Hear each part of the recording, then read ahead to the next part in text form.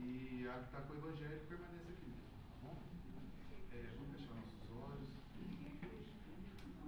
elevar nosso pensamento a Deus, agradecer pela oportunidade da vida, pelas energias salutares que nos envolvem nesse momento, energias sendo levadas aos nossos lares, envolvendo os nossos familiares, trazendo alento, trazendo a paz. Mais uma vez, Senhor, agradecemos a oportunidade e permaneça conosco hoje, agora e sempre.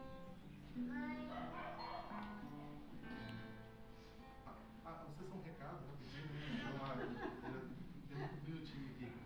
No sábado, pessoal, quem tem como diz, prendado aí, gosta de trabalhar com costura, então cadê a mais? Então a gente está no sábado, então das 9h30 até as 11 horas, a gente está desenvolvendo a questão de fazer um enxovalzinho, então o momento da costurinha. Se alguém se interessar, quiser aprender, né, então no sábado a gente está desenvolvendo esse trabalho e também convidando os jovens, né, para a mocidade. A gente está tendo evangelização infantil também, então começando tudo às 9h30. Se alguém quiser participar, a gente está todo sábado aqui. Assim, está todo mundo convidado, tá bom? Então vamos lá, dividir, senão a gente pega o tempo de vocês aí. O pessoal que está com a fichinha verde, né? Vem caminhar para a sala 1, a Genina já está indo já, né? Tá lá, né? Observar os pássaros, né? Então, vamos permanecer aqui o pessoal do Evangelho. A fichinha. A fichinha. Depois a gente pega, tá?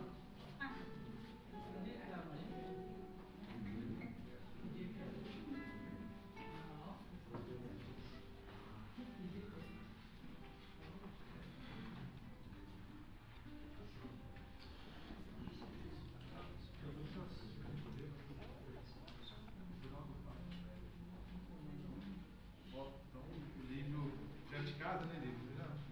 Você quer que apareça? Só enxergar melhor? Aqui lá não, senão o pessoal dorme. De lá, no fundão, né, o povo. Mauro, até que hora? 9h40. 9h40? Pode ser até 9h40? Pode. Vocês estão vendo a novela? Pega e Paixão? Eu tô. Tem que sair, vai só sair. Vai só saindo, né? Vou ficar sozinho aqui. Não, mas até umas 10h15 eu acabo hoje. Muito boa noite para todos vocês. Agradeço novamente a oportunidade de estar podendo aqui falar com vocês, fazer uma reflexão evangélica. O tema: observar os pássaros do céu. Não escolhi, me foi colocado, imposto, então preparamos esse tema aí para vocês. Espero que gostem. No mês de abril do ano de 1857, o nosso planeta foi agraciado com um presente de incalculável valor. Muita luz jorrou sobre o nosso orbe neste mês, neste ano. Recebemos a publicação da terceira revelação da lei de Deus, o Consolador prometido por Jesus. Até porque 1857 anos anteriormente a este fato, Jesus, que pregava para a multidão que sofria, ensejava a paz, a conquista do Espírito, Jesus falava a esse povo que ele enviaria um Consolador que traria alívio. Em abril de 1857, Allan Kardec publicou a primeira edição do Livro dos Espíritos. Allan Kardec era um cientista, um pedagogo, um professor, um autodidata, versado em todas as ciências, em muitas ciências. Então foi um espírito escolhido com um carinho, uma atenção especial por Cristo para codificar a doutrina espírita. Allan Kardec não é o Consolador prometido. Ele é o espírito que viabilizou a publicação do Consolador prometido. E aí nós temos o Livro dos Espíritos, em sua primeira edição, com 500 e poucas perguntas. Após algumas revisões, chegamos a 1024. Mas na primeira pergunta, Kardec indaga ao Espírito verdade, algo que para nós hoje é lúcido, claro e transparente, mas à época foi a primeira vez onde houve uma impressão em algum livro do conceito verdadeiro do Criador. Então ele pergunta: o que é Deus? E a resposta: Deus é a inteligência suprema, é a causa primária de todas as coisas. Significa que não há um ser superior a Deus em nenhum de seus atributos. Equivale dizer também que Deus é a origem, a gênese de toda a criação do universo. Mas eu fiquei com uma dúvida, e gostaria que, se alguém presente nesse salão pudesse me esclarecer, eu ficaria muito realizado. Deus é o Criador, criou a matéria, criou o espírito. Nós somos espíritos, seres inteligentes, seres de sentimento, dotados de livre-arbítrio. Quando Deus nos fez? Alguém sabe falar? Alguém consegue mensurar, estipular? Quando? Dia, mês e hora do calendário terreno da nossa criação por Deus? Quando Deus nos criou, Mauro? Quando? Quando nós passamos a existir. Que resposta evasiva! Desconsiderem essa resposta malandra de Mauro. Quando Deus nos fez? Não sabemos. Como Ele nos fez? Alguém conhece as etapas deste processo, deste algoritmo, deste empreendimento, desse procedimento passo a passo que compreende a fabricação de um espírito? Você sabe, Milton? Nós não sabemos. Mas uma certeza nós temos: a razão, o motivo da nossa criação. Qual é a nossa missão? E por que nós sabemos? Por que eu afirmo? Porque Deus nos inoculou na mente, no coração, com a razão da nossa existência. Nós fomos feitos, indubitavelmente, sem qualquer sombra de dúvida, para a evolução. A evolução que se dá em dois contextos, em duas asas simbólicas, alegóricas.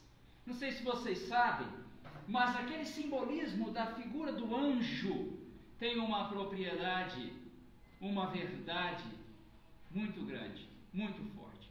O anjo, na visão metafórica, ele necessita das duas asas para voar.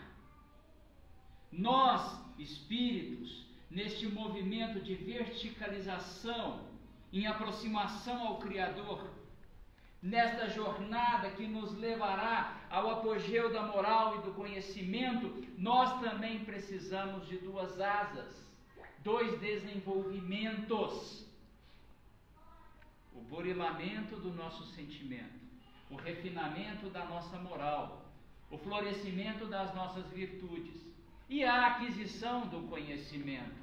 Então, esse simbolismo do anjo das duas asas é a necessidade, a missão, a jornada que cada um de nós tem neste caminho de aproximação a Deus, que dar-se-á unicamente com o nosso progresso. Então, Deus criou as suas leis, e as leis de Deus não são opcionais. As leis de Deus nos são impostas, senão não seriam leis, seriam sugestões divinas.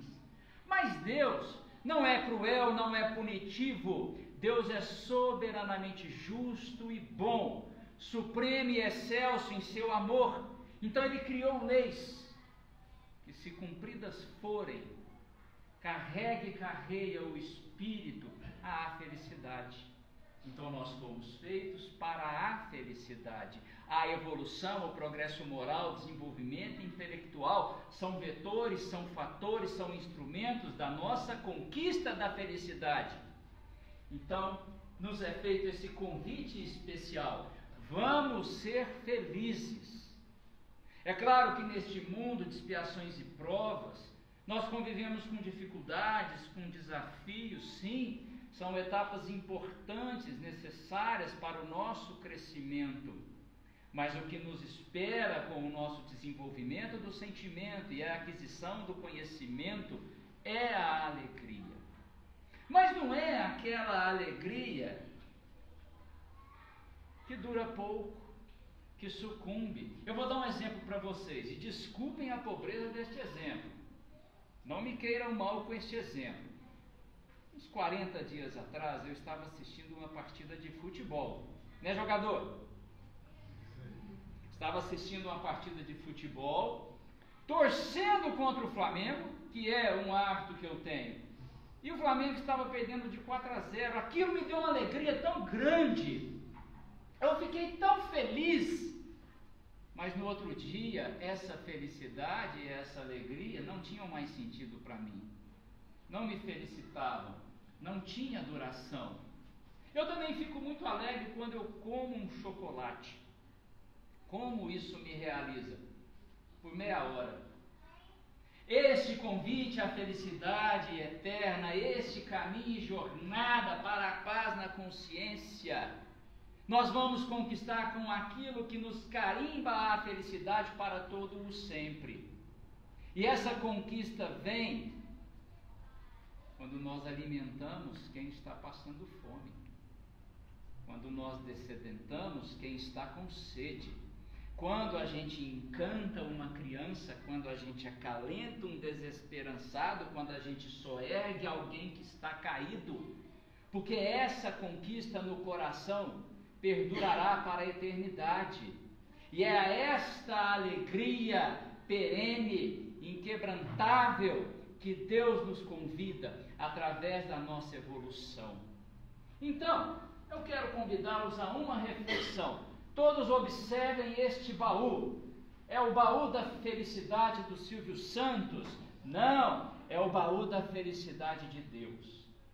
Cada um vai fazer uma reflexão, um ensimesmamento, olhar para si e colocar na imaginação, dentro desse baú, aquilo que lhe tem mais valor. Aquilo que vocês atribuem mais valor, coloquem dentro desse baú imaginário. Alguns aqui colocarão os próprios filhos, como nós amamos os nossos filhos. Outros colocarão os próprios pais, algum amigo. Eu talvez coloque o meu videogame. Então a gente vai colocar nesse baú aquilo que o nosso coração pulsa com maior vontade. O que nós colocamos nesse coração? Aquilo que se quebra, que é perecível? Ou nós colocamos neste baú aquilo que corresponde à adoração eterna? Os nossos valores, os nossos sentimentos, as nossas amizades, os nossos laços fraternais.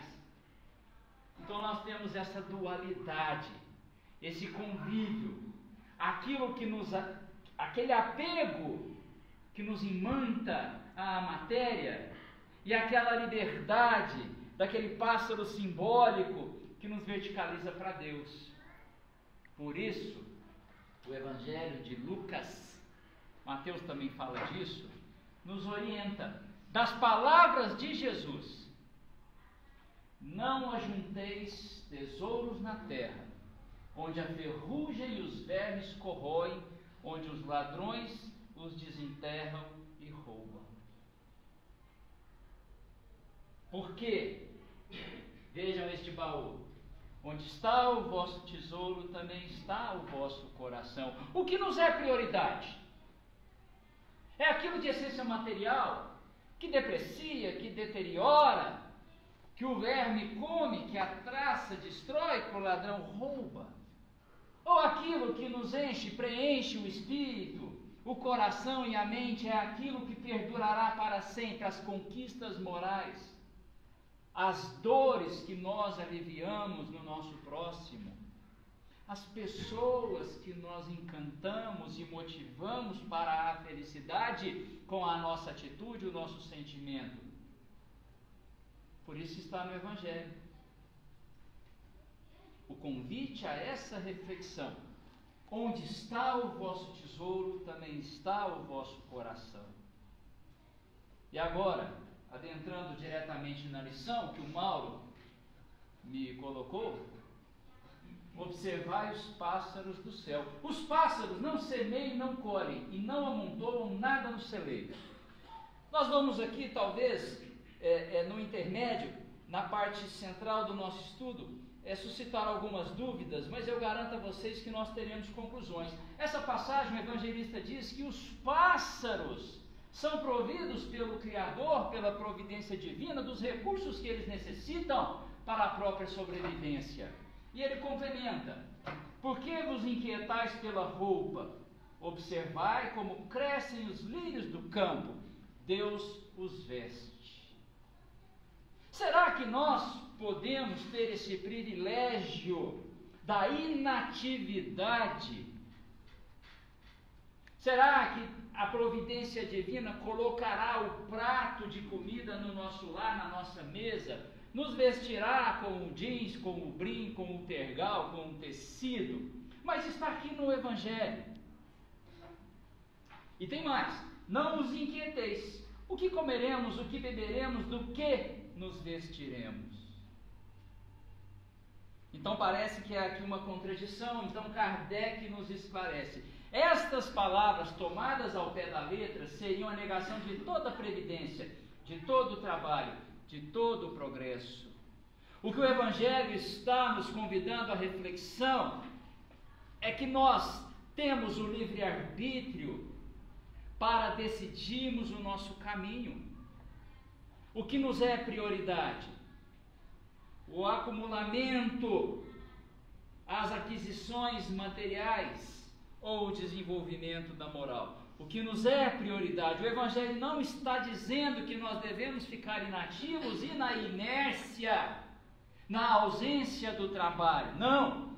Deus nos provê com justiça, amor e infinita sabedoria todas as condições para que empreendamos o nosso esforço e mantenhamos a nossa continuidade material. Este lastro, este alicerce, este esteio, este fundamento nos dá a condição de buscarmos o desenvolvimento do nosso sentimento, o burilamento das nossas dificuldades, o refinamento das nossas virtudes.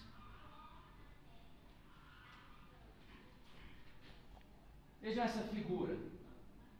Buscai, pois, primeiramente o reino de Deus, e todas essas coisas vos serão dadas por acréscimo.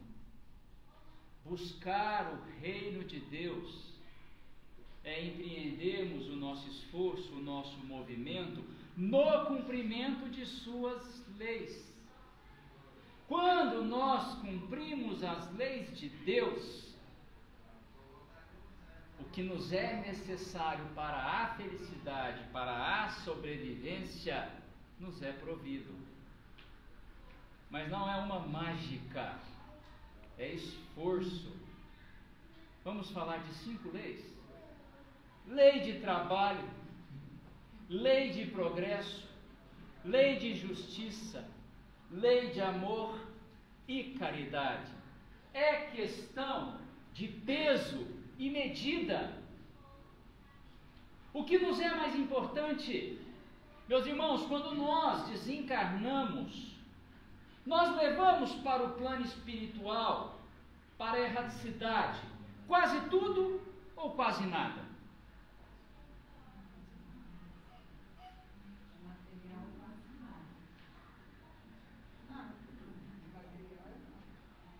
Vamos pensar no arcabouço do Espírito. Tudo que nós temos,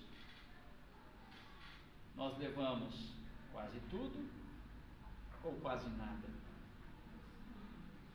A senhora disse corretamente, e ela fez um complemento importante.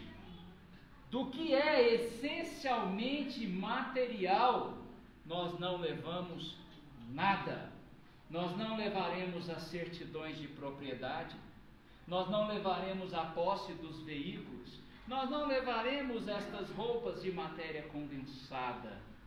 Tudo isso é um comodato, é um empréstimo, é uma cessão temporária de Deus.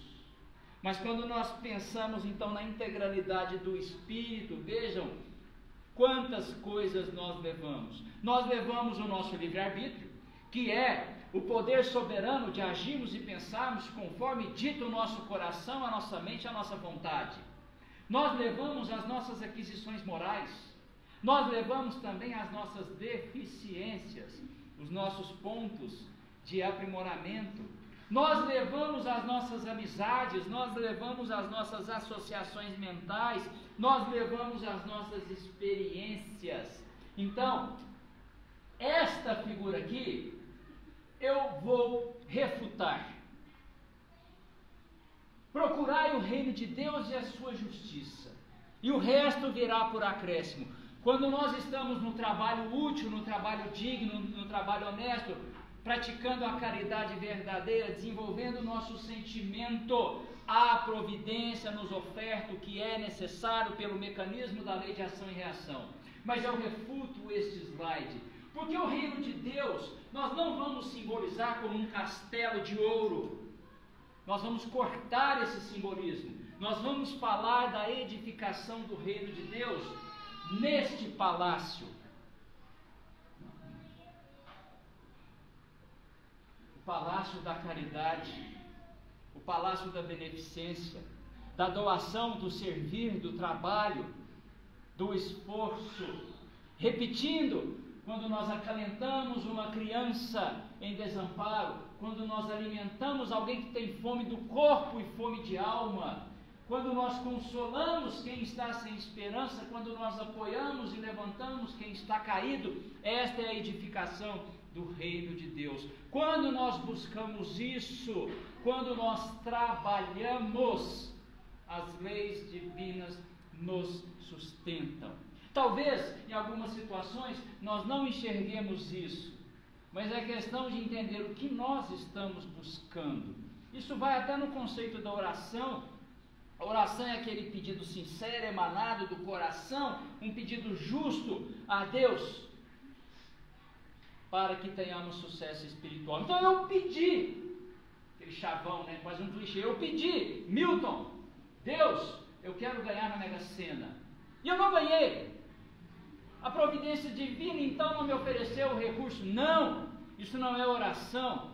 Oração é um pedido justo, quando eu solicito ao Criador força, motivação, apoio para enfrentar as dificuldades que eu mesmo causei, colher as sementes, os frutos das sementes que eu mesmo plantei, e isso sempre nos é dado. Fomos criados, não sei quando nem como, mas fomos criados com o objetivo da conquista da alegria que se dá pela evolução, e Deus nos presenteou com livre-arbítrio, com a inteligência, que é a capacidade de solucionar problemas. Nós arquivamos todas as nossas experiências na memória do espírito e do perispírito, e ainda fomos inoculados com as virtudes. Ninguém aqui precisa conquistar o amor, não. O amor já está em nós. Isso está no Evangelho segundo o Espiritismo. O que nós precisamos é fazer com que esse amor cresça, com que ele floresça, com que ele transcenda as ervas daninhas do orgulho e do egoísmo. E quando nós fazemos esse esforço, nós estamos buscando o alegórico reino de Deus.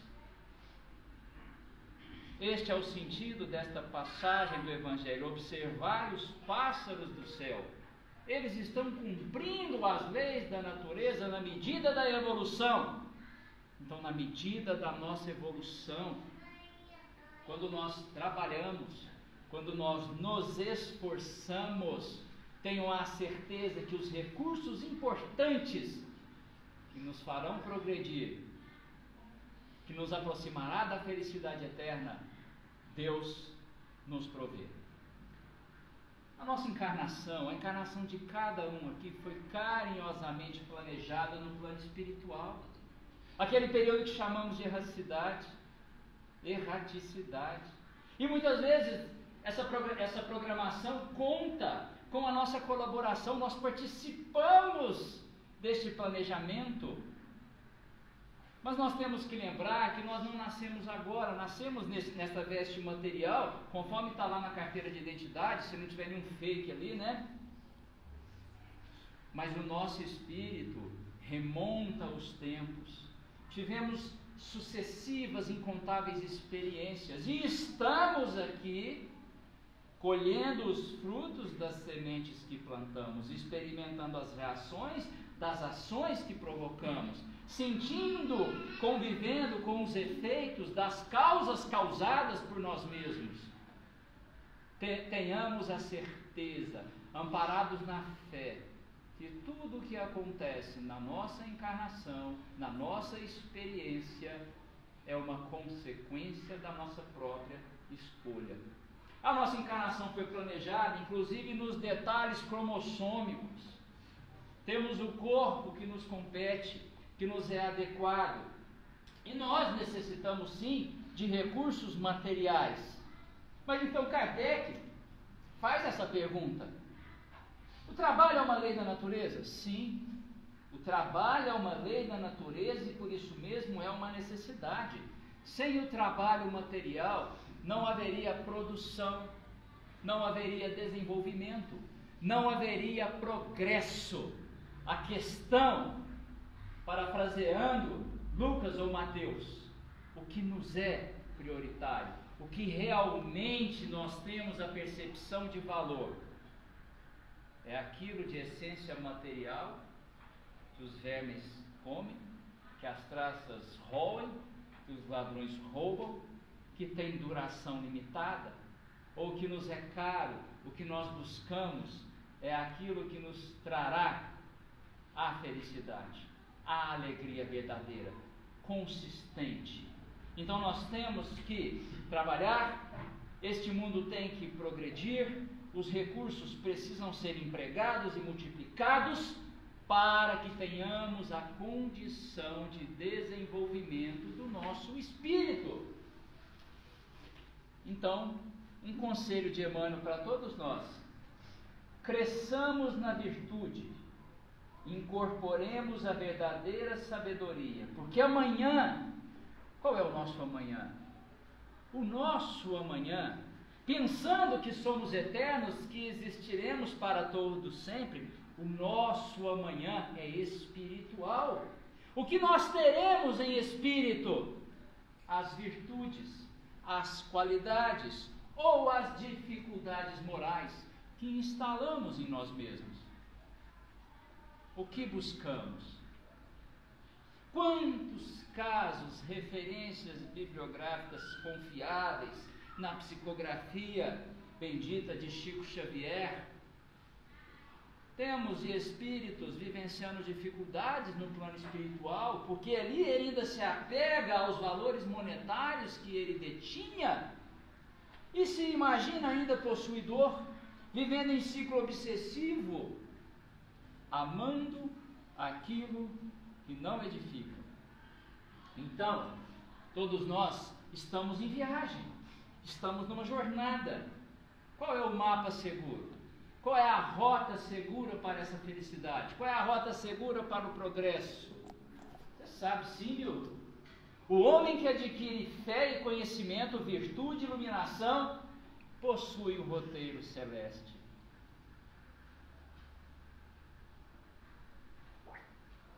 Algumas décadas, na cidade de Ituiutaba, nasceu um jovem alegre, serelepe, agitado, feliz, carismático.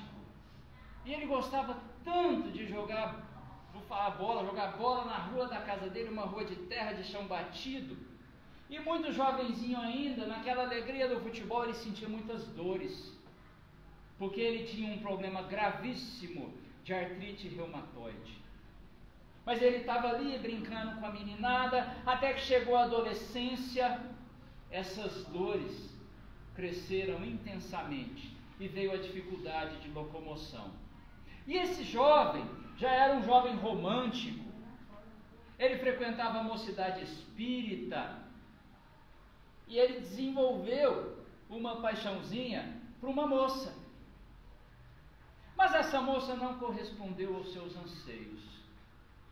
Os anos foram passando, a sua artrite reumatoide em estado crônico, ele não conseguia mais se locomover. Aí ele tomou uma decisão. Ele conquistou duas noivas. Se casou com elas, com essas duas noivas. A primeira noiva se chamava Dor. A segunda noiva se chamava Cama, porque não visão com 20 e poucos anos. Numa visão material, aos olhos concretos do fenômeno óptico, ou seja, enxergando apenas com os olhos da matéria, era um homem sofrido, sem esperança, sem condições de trabalho. Mas não era assim que agia o seu coração. Esse homem, cego, sem poder se locomover, se tornou um valoroso orador espírita. As pessoas o procuravam, sabe para quê, meus irmãos? Para se alegrarem, para receber uma mensagem de esperança, de conforto, de consolo, de acolhimento. Todos que ali se aproximavam daquele homem inerte numa cama, desprovido da visão material, saíam felicitados, tamanha a sua alegria, a sua motivação. Vocês estão percebendo a qualidade do tesouro que ele estava ajuntando? Daquela cama ele construiu creches espíritas, gráfica espírita, escreveu várias obras, participou de programas de televisão. O nome dele é Jerônimo Mendonça. Ele confiava no que o Criador proveria. Ele sabia que ele estava ali experimentando talvez consequências e reações das suas próprias decisões, mas ele ergueu a cabeça, ele se direcionou para o trabalho, ele seguiu este roteiro seguro. O trabalho nos qualifica, nos edifica. Vou contar para vocês a história de Adelino Correia, livro Ação e Reação. Adelino era um pregador espírita, simples, frequentava ali uma casa, e ele tinha como um grande hábito a oração. Uma pessoa simples, cultivadora do Evangelho. Em razão disso, ele assimilava as vibrações dos espíritos superiores. Todos nós, quando estamos com um pensamento equilibrado, nós nos associamos a quem tem a mesma frequência de pensamento. Então, quando nós equilibramos o nosso pensamento, nós estamos sensíveis aos bons conselhos, às intuições, às inspirações auridas do plano espiritual superior. E era o caso de Adelino. Mas Adelino tinha um grande problema.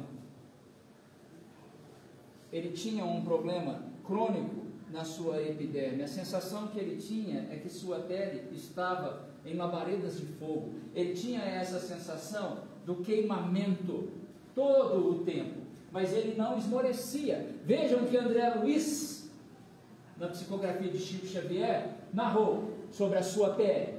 Certa porção da cabeça, ouvido e face exibiam placas vermelhas, sobre as quais se formavam vesículas de sangue, ao passo que as demais regiões da epiderme surgiam gretadas, como se estivessem riscadas, evidenciando uma afecção cutânea largamente cronificada. Mas este homem, não obstante essas dores expiatórias, probatórias, ele primeiro colocava a necessidade do seu próximo antes da sua própria necessidade. Tinha uma condição financeira precária, mas movia todos os seus recursos e forças para auxiliar quem se encontrava em dificuldade. Vamos pensar na lição. Quando nós fazemos a nossa parte, a providência divina nos sustenta, nos suporta, nos acalenta. Muitas vezes ele chegava em casa e ele tinha uma filhinha, a mulher o abandonou e ele não tinha o que comer. Nós não estamos dizendo que isso é uma regra, Mas nós estamos dizendo que aconteceu com ele.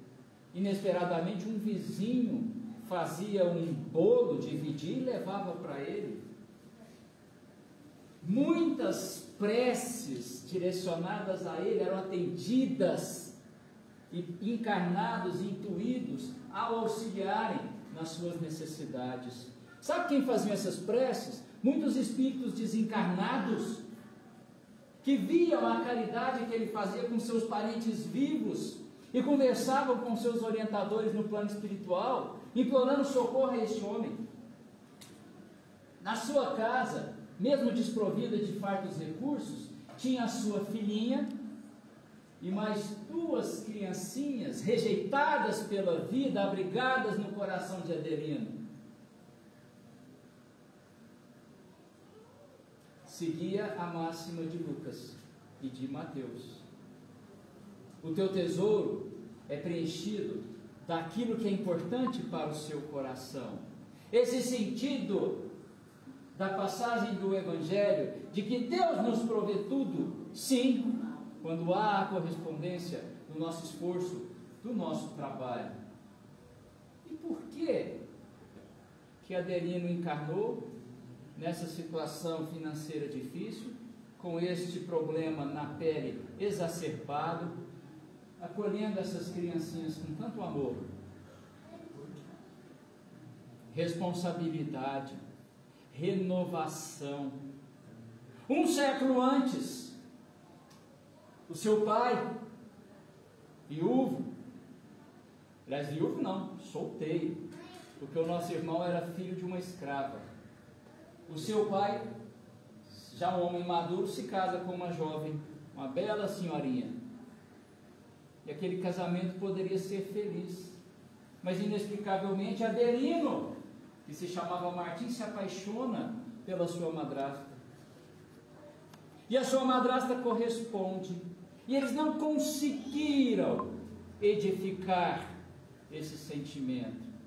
Movido pelo egoísmo, ele que amava intensamente seu pai, começou a pensar. Vejam bem, nossos sentimentos, pensamentos, atos e emoções nos conectam a quem pensam, sentem como nós. Ele deu vazão em seus sobrios pensamentos a inspirações do desequilíbrio. Juntou 2 capatazes da fazenda, mais a sua madrasta, e engendraram um plano. O plano era: você, falou para a jovem senhora, leve esta bebida alcoólica ao meu pai. Ele estará entorpecido. Quando esse senhor bebeu, se entorpeceu, eles aplicaram uma resina inflamável em sua cama, um material comburente que pega fogo. O fósforo foi ateado e a casa pegou fogo. E aquele senhor morreu, veio a óbito, desencarnou. Se reencontraram no plano espiritual posteriormente, pai e filho. O pai naquele momento não perdoou, mas Adelino assumiu uma jornada bendita, redentória. Ele precisava se reerguer moralmente e ao mesmo tempo obter o perdão de seu pai. Então ele nasce com este problema na pele, sentindo toda a queimadura, a reação da sua intenção na vida pretérita. Recebeu no seu lar, desprovido de recursos materiais, 3 crianças, a madrasta de outros tempos e os 2 capatazes, e eles estavam ali vivendo com aquela dificuldade, mas com um propósito novo, um propósito renovado, cumprindo as leis de Deus e a providência generosa, lhes doando todos os recursos necessários. Um belo dia, aquela família estava ali no café da manhã, um simples café da manhã, alguém bate à porta. Adelino, quando foi abrir a porta, não viu ninguém, mas viu no chão um cestinho com uma criança abandonada. Momento sublime, meus irmãos. Naquele momento, Adelino recebia o seu pai reencarnado, e todos aqueles espíritos, aqueles 5 ali reunidos para uma jornada de muita felicidade. Mas vejam que não há conquista da felicidade sem o esforço. Vocês querem fazer algum comentário? Alguma pergunta? Voltar a alguma colocação aqui?